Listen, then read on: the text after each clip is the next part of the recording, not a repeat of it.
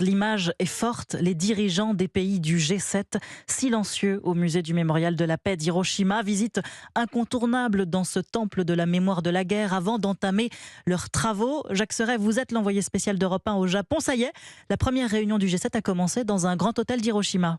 Oui, le début de 3 jours de discussion entre chefs d'État et de gouvernement. Emmanuel Macron s'est entretenu déjà ce matin avec le Premier ministre japonais Fumio Kishida.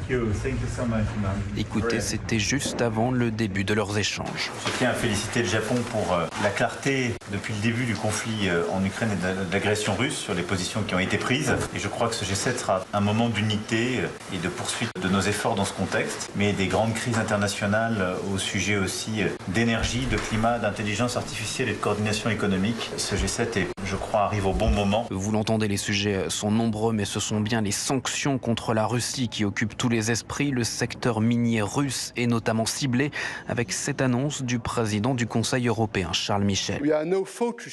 Nous sommes concentrés maintenant à fermer la porte aux échappatoires. Et nous continuons de couper les approvisionnements critiques en provenance de Russie. Nous allons limiter le commerce des diamants russes. Les diamants russes ne sont pas éternels.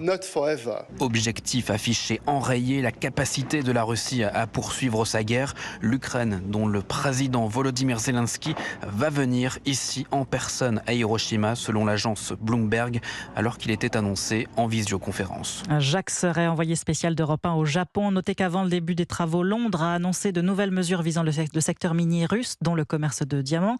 De son côté, Washington a annoncé son intention de placer 70 entités en Russie et dans d'autres pays sur une liste noire qui les empêchera de recevoir des biens exportés des États-Unis.